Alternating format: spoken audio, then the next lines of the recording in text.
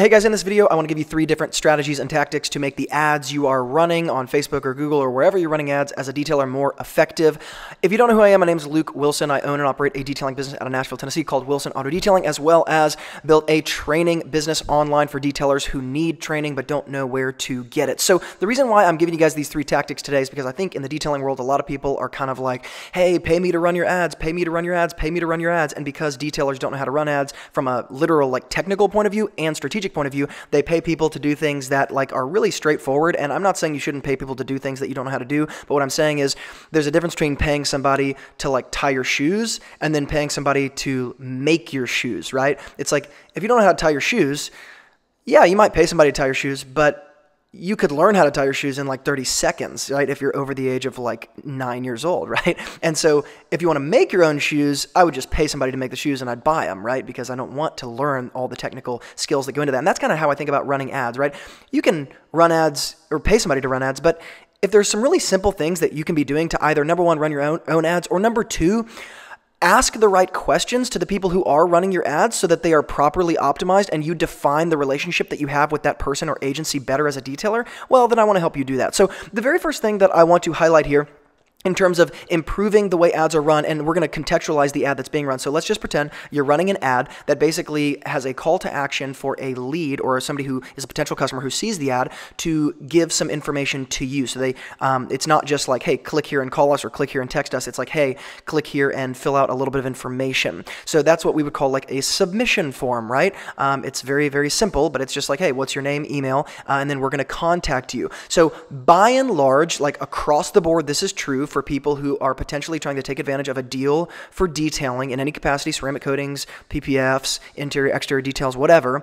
Make the submission form really, really, really, really easy to fill out and really, really short, okay? So I like to say 3 steps or less, all right? And generally speaking, if it's less than 3 steps, that's even better. So we're talking phone number, email, name, okay? That's it. And in some sense, I even like to experiment with downgrading the submission form to phone number, name, and that's it. The reason for that is because people actually like being contacted via phone because it's an immediate answer, or even via text, and it's a little bit more intimate than email. And so when somebody takes the time to fill out a submission form, in other words, they give you their information, there's something that people like. We found that a lot of ads convert really well in really every area across the country when you ask them to leave a contact medium that is more intimate than email, essentially. So just more easy to access the person, because if they're going to leave the information for you, it helps if you can essentially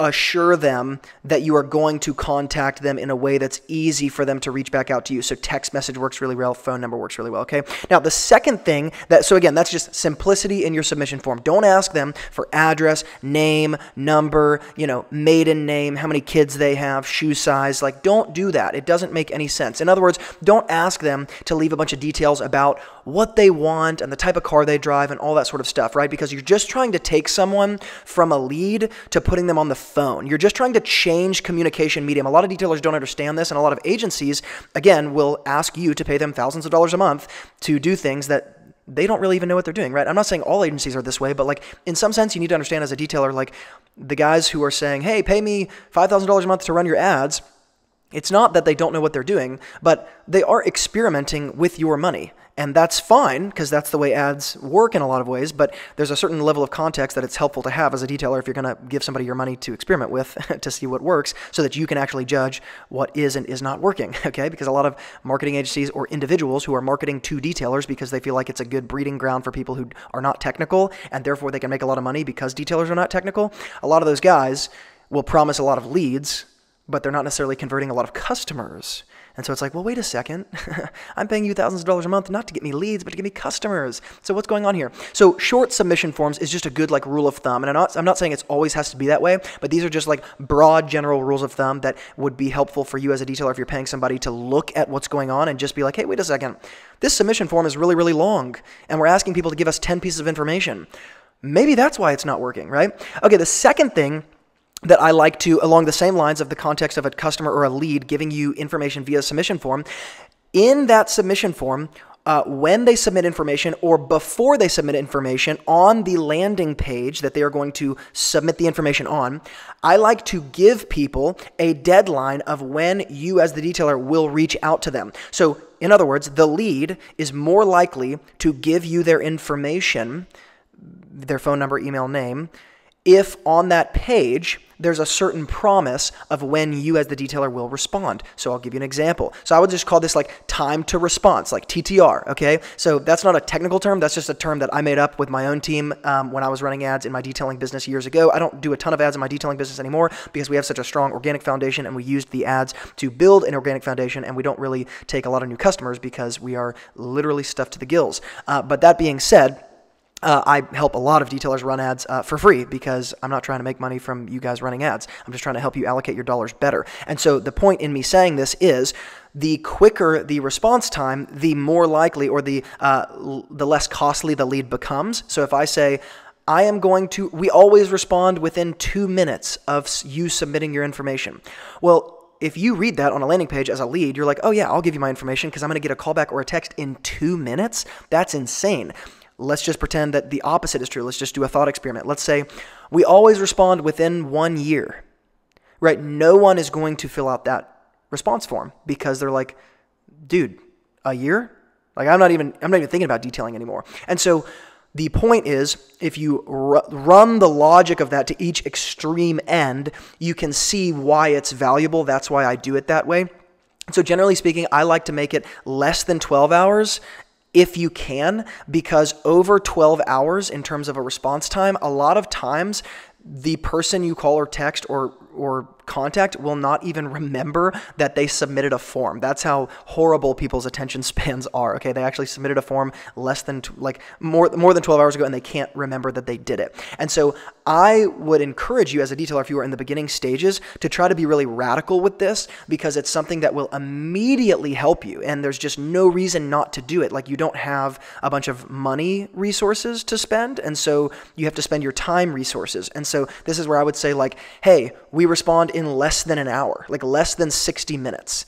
And I actually do like to keep things in minutes. If you're going to give a unit of time, keeping things in minutes, that type of language tends to convert better. So we always respond to 100% of submission forms in under 60 minutes. That is something that really encourages people to leave their information. Okay, the third thing that I want to give you guys in terms of the strategy of ads is this. Many of you guys are paying somebody to run your ads or running your own ads, and you immediately default to giving like a discount, right? Because that's kind of like the knee-jerk reaction of detailers. It's like, I'm going to run an ad, I'm going to do a special discount. There's nothing wrong with that, and I think there are far more effective ways to do things, and I'm not going to talk about that right now, but let's just pretend that we're in the context of running an ad that is a discount or a special. When you're running a discount or a special, one of the most effective things you can do in terms of lowering your cost per lead, and what I mean, another way to lower your cost per lead, or another way to like phrase that, lowering your cost per lead, is increasing conversion, right? Because those are the same things. As we increase the conversion, we lower the cost per lead, okay? Now, they don't always happen simultaneously, but that is in essence what you would want to do, right? If I spend $1 per lead and I can essentially change the language of my ad to increase that conversion, then increasing the conversion might be, the same 100 people, but I acquire them at 80 cents rather than at $1.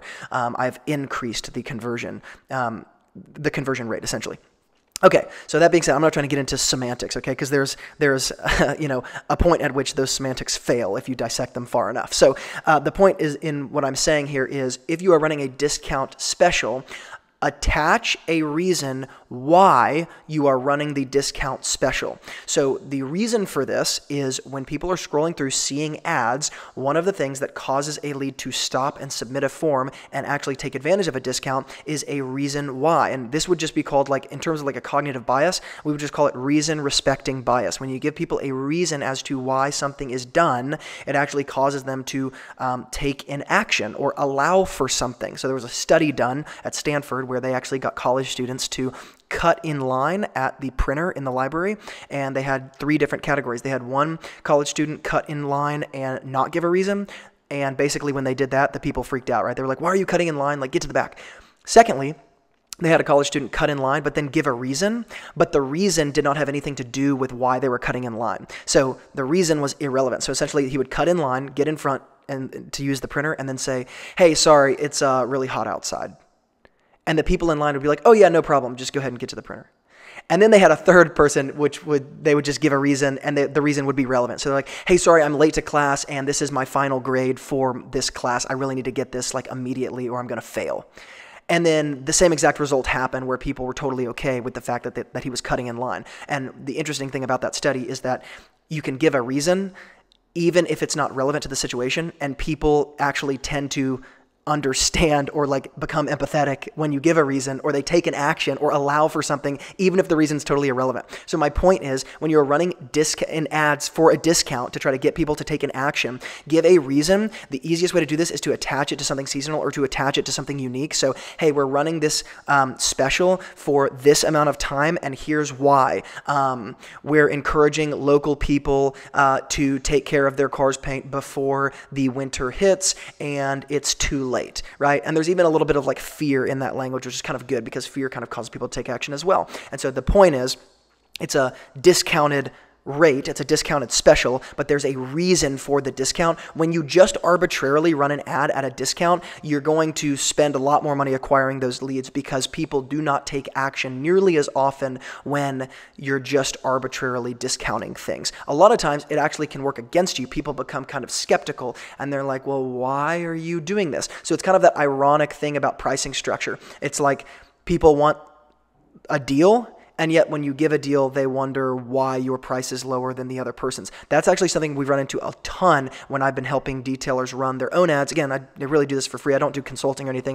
They email me back and forth, and I'll send them video conversations back and forth so that they can understand what to do, how to do it. And this has been a really common thing that immediately increases conversions. Just give some reason respecting, give a reason why, attach it to a season, attach it to a holiday, attach it to a, hey, do this before this, or do this without this. And that ends up making that discounted rate become a lot more attractive to people. Okay, guys, if this helped you, hit the thumbs up button so that I know, because I love giving away information like this for free, because hopefully you can start to scale your business, and then as you scale and you're getting into more important things like ceramic coatings, organic foundations, not having to spend so much money on ads, and do all that stuff that people generally have to do in the beginning of their detailing business, hopefully I can help you take things to the next level if you are interested. Again, guys, if you have any questions, reach out at support@wilsonautodetailing.com, and remember, a great detailer is always learning, and I'll see you in the next video.